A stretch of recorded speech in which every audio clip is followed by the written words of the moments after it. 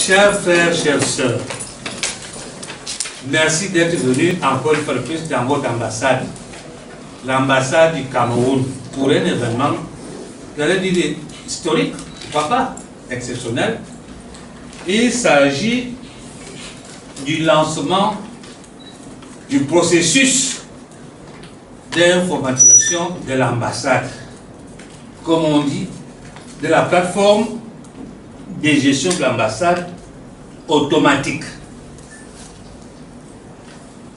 Je voudrais commencer par remercier le président Paul Biya et son gouvernement, y compris le peuple camerounais, parce que nous avons sollicité cet outil, ce bijou. En réalité, ce n'est pas nous.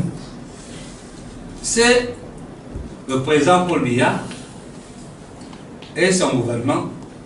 C'est pour ça que le gouvernement camerounais a mis à notre disposition des moyens. Et nous avons donc pris un informaticien en la personne de M. Fouti avec sa société Toponitech. Et notre frère a commencé à faire ce travail avec ses assistants. Et nous en sommes donc aujourd'hui. Évidemment, je lui passerai la parole pour qu'il puisse nous dire exactement comment ça va fonctionner. Mais je peux déjà me féliciter qu'il y a plusieurs modules de plateforme de gestion de l'ambassade automatique PGA. Ces modules sont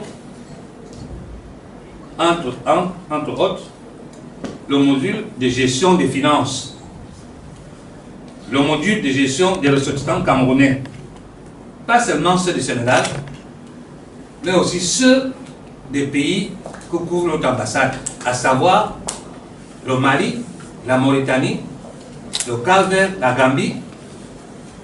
Bien entendu, nous venons de passer à notre stade supérieur où nous couvrons donc tous les pays qui environnent le Sénégal, ça veut dire le Cap-Vert, et puis Cabo-Verde, et puis la Guinée-Bissau. Module de gestion des finances, module de gestion des ressortissants camerounais, partout se trouve, le module de gestion des actes consulaires, très important, le module de gestion des visas, également important, tout est important, le module de gestion du courrier, le module de gestion du personnel, le module de gestion des éducateurs et profits, le module de paramétrage, le module externe, le module de gestion des finances qu'il va expliquer au fur et à mesure qu'on abordera le sujet. Je me permets déjà de vous montrer parmi les nouvelles, ce que nous aurons à faire. Nous aurons donc, voici la carte consulaire de l'ambassade.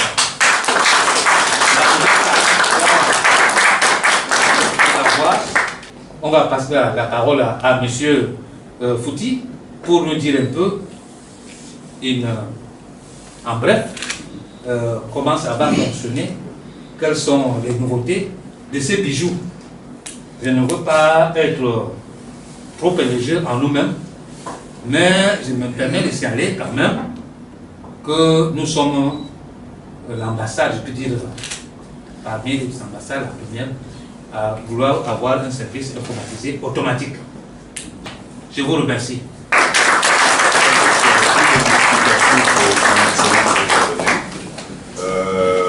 Il a dit que je devais peut-être vous donner plus d'éclaircissements parce que je suis du domaine, mais je crois qu'il a donné toutes les informations avec beaucoup de précision.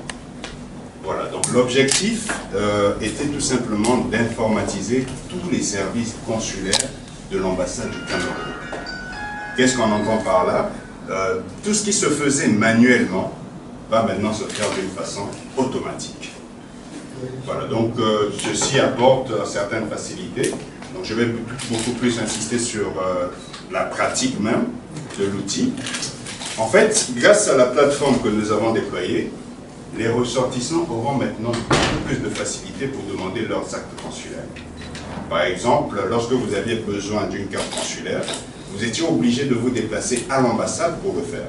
Ou bien pour les ressortissants camerounais qui sont au Mali, qui ont besoin d'un acte consulaire, ils étaient obligés d'aller soit voir le consulat, puis se déplacer, venir jusqu'au Sénégal pour obtenir cette carte. Mais grâce à la plateforme que nous avons déployée, vous pouvez désormais, avec votre téléphone ou une connexion Internet, faire votre demande d'acte consulaire. Et ça, c'est une avancée significative. Donc, comme l'a souligné son Excellence, beaucoup d'ambassades francophones ici au Sénégal n'ont pas une telle technologie. Maintenant, pour revenir aussi sur toujours la pratique, en fait, grâce à cet outil, au niveau de la diaspora, vous aurez... Oui, c'est bon. Grâce à cet outil, au niveau de la diaspora, vous aurez un outil de communication efficace. Qu'est-ce que nous entendons par là? En fait, comme ça se fait par exemple en France ou aux États-Unis, grâce à la plateforme, on aura désormais la possibilité de toucher tous les ressortissants camerounais, soit par SMS, soit par mail. Donc, ce qui sous-entend qu'au niveau de la diaspora, vous pourriez facilement organiser des réunions. On n'aura plus de difficultés pour joindre les ressortissants camerounais. On pourra facilement leur envoyer des messages. Donc, ça, ce sont les avantages que propose désormais la plateforme. Donc, cela sous-entend aussi que, vu que les choses, le traitement n'est plus manuel, ben, l'impression, la génération des actes consulaires se fera rapidement. Mais c'est aussi bien pour la sécurité du fait que tous les documents vont devenir uniformes. Uniformes avec des codes à barres. Donc on peut vérifier facilement. Et ça, ça se fait en Europe, mais je tenais vraiment à féliciter l'ambassadeur et toute son équipe pour avoir souhaité mettre en place une telle technologie. Donc en réalité, ce qu'il faut retenir... En réalité, en résumé, en bref, ce qu'il faut retenir, c'est que tout ce qui se faisait manuellement à l'époque va maintenant se faire d'une façon automatique. J'ai plus besoin de me déplacer, attendre pour obtenir mon acte consulaire. Je peux directement, au niveau de mon téléphone ou d'une connexion Internet, faire ma demande d'acte consulaire. Nous avons maintenant un outil de communication. Si nous avons nos ressortissants qui sont, par exemple, en Guinée, où il y a eu l'Ebola il n'y a pas très longtemps, l'ambassade pourra suivre ses ressortissants. Donc, voilà un peu en résumé ce que l'application pourra faire. Il est important pour vous de vous enregistrer, parce que grâce à l'enregistrement, on n'aura plus à vous demander vos informations quand vous venez pour demander un acte consulaire. Parce qu'en général, des fois, il y a des erreurs de saisie, ou parfois on vous redemande les mêmes papiers alors que vous les aviez déjà donnés une fois. Donc ça, on ne va plus vous le demander. Et aussi, en termes de sécurité, vu que de temps en temps, il peut y avoir des problèmes, souvent au niveau des universités, ainsi de suite, ben, si vous vous enregistrez, l'ambassade pourra vous informer. Ou pour une activité comme celle que nous avons organisée aujourd'hui, si vous êtes enregistré, vous serez informé. C'est ça. Donc, il est important de se faire recenser, de s'enregistrer. Maintenant, vous avez plusieurs possibilités. Vous pouvez le faire chez vous, comme vous avez la possibilité de le faire en venant à l'ambassade. Maintenant, une fois que vous vous êtes enregistré, cela vous donne aussi accès à un espace personnel. C'est un espace privé, sécurisé, où vous pouvez vous connecter, faire vos demandes. Une fois que la demande a été effectuée, pas la peine de vous fatiguer, on vous envoie un message pour vous dire « Votre carte consulaire est prête. Passez récupérer. » Donc du coup, vous gagnez du temps. Voilà. Donc vous venez uniquement lorsque la carte consulaire est délivrée. Donc voilà un peu en résumé ce que nous avons fait au niveau de l'ambassade du Cameroun. Maintenant, nous vous invitons déjà de vous faire recenser, mais aussi de vous connecter sur la plateforme privée qui vous est réservée pour voir un peu comment ça marche. S'il y a des questions, des remarques, nous sommes ouverts. Certainement que vous pourriez appeler l'ambassade et on pourra répondre à vos questions. La contribution, permettez-moi déjà de saluer et de féliciter vivement l'initiative qui n'est absolument pas courante. Nous ne pouvons être très réjouis, très agréablement surpris cet après-midi surtout pour beaucoup de compatriotes que nous également en l'occurrence, qui nous déplaçons très souvent. Parfois nous avons même des situations qui nous trouvent à l'étranger, où on perd les passeports ou alors on égare les pièces. Donc des systèmes comme ça ne sont que salutaires dans ces situations. Mais comme vous avez si bien souligné, de tels systèmes également viennent également avec leur part de problème. Oui, effectivement. Ou alors pour que de tels mécanismes fonctionnent à merveille, il y a également notre défi à relever, que le défi de la mobilisation de la communauté. Exactement. Parce que, on va dire, la communauté est disparate, on est éparpillé partout, on est en mission, ainsi de suite. Donc je pense qu'il y a également un défi à relever à ce niveau-là, et d'être sûr effectivement qu'on pourra ratisser suffisamment large, surtout si après un délai, les cartes consulaires actuelles ne sont plus prises en compte, parfois pour plusieurs raisons de trafic, ainsi de suite. Je veux dire, il y a forcément des compatriotes qui ne sont pas touchés. Oui. Donc c'est juste pour dire qu'il y a ce défi-là, et de dire effectivement que vous pouvez compter, en tout cas avec nous, dans ce chemin-là, pour au moins mobiliser là où on pourra, au moins dans notre entourage, et en fait sur ce qu'on pourra mettre la main. Donc je voulais vous donner notre assurance dans cet itinéraire-là. Je voudrais m'associer à tous les autres pour féliciter l'ambassade pour cette bonne initiative. Je voudrais m'adresser à l'informaticien. Est-ce qu'il est possible de faire une petite démonstration? Par exemple, moi je me suis enregistré, j'ai ma photo, est-ce qu'on peut... Oui, tout à fait. En fait... Il est là. Il est là, oui. Comment? Projecteur. Vous l'avez vu, hein? On va marcher maintenant et on le projettera. Oui, mais moi je clique là. on va projeter. Il y a pas le tableau blanc. Ça peut pas passer là. Ça ne peut pas passer, il faut faire en même temps. C'est ça, on va. En même temps. En réalité, voilà PGA. Je ne sais pas si vous qui êtes au fond, si vous voyez. Voilà le. Non, on n'a pas de mur blanc. Non, mais le mur blanc, voilà le mur blanc. On met son mobile, on fait là. Bon, prenez un projecteur, on va Où est le projecteur là? Il est allé blanc. Oui, mais l'écran, c'est une chance. On ne peut pas mettre dans la télé là, monsieur Fouti. La structuration, lorsqu'on rentre dans la page d'accueil, donc il y a des raccourcis, il y a les étapes donc, par rapport au budget. Vous avez les statistiques par rapport au pays. Donc on peut savoir à l'instant T combien de ressortissants camerounais il y a au Mali. Vous avez les étapes par rapport aux demandes d'actes consulaires, les étapes par rapport au visa, les étapes par rapport au courrier, par rapport au traitement de visa, aux audiences, ainsi de suite. Donc c'est un tableau de bord qui vous donne des informations. Et ces informations vous permettent de prendre des décisions. Donc, vu que nous avons estimé qu'il était assez important que la personne ait une certaine liberté de travailler, j'entends par là que si son excellence est à la maison et qu'il a une information urgente à traiter sur PGA, il doit être capable de le faire sur son mobile ou bien sur sa table. Donc, du coup, nous avons mis un menu responsive qui est là. Voilà. Et sur ce menu, vous avez les différentes fonctionnalités que propose la plateforme.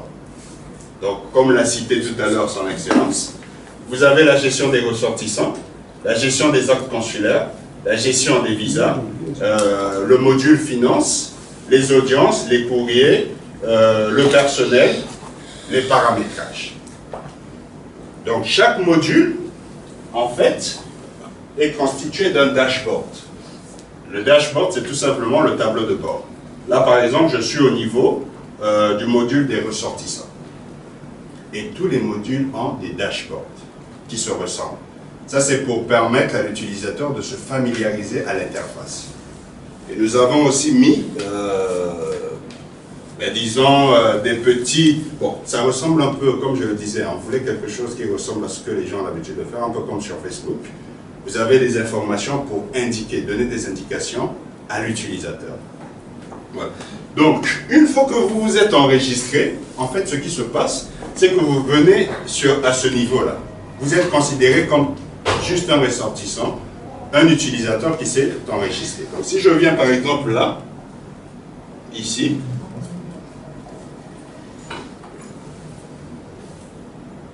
voilà. Donc, voilà les Camerounais qui se sont enregistrés. Donc, par défaut, lorsque vous n'avez pas de photo, il vous met ce point d'interrogation. Donc, une fois que je suis là, je peux rentrer. Vous voyez là, cette personne-là, en fait, sera difficile à joindre, à gérer. Pourquoi? Parce que premièrement, nous n'avons pas son numéro de téléphone. Donc si on veut le contacter, on ne pourra pas le contacter. Nous n'avons pas son email.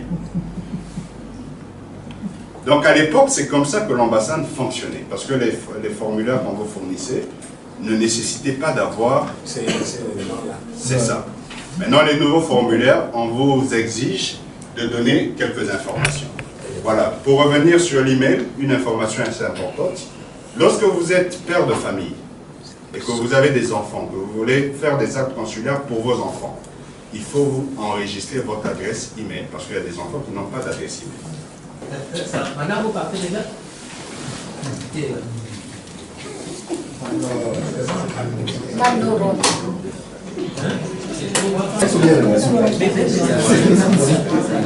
Excellent.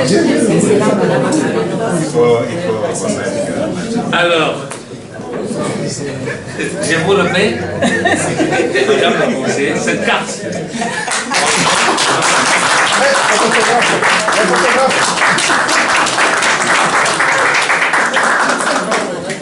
Je souhaite que vous en fassiez bon usage. Merci.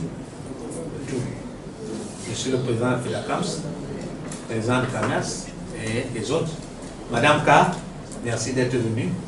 Une fois de plus, merci pour tout. Merci.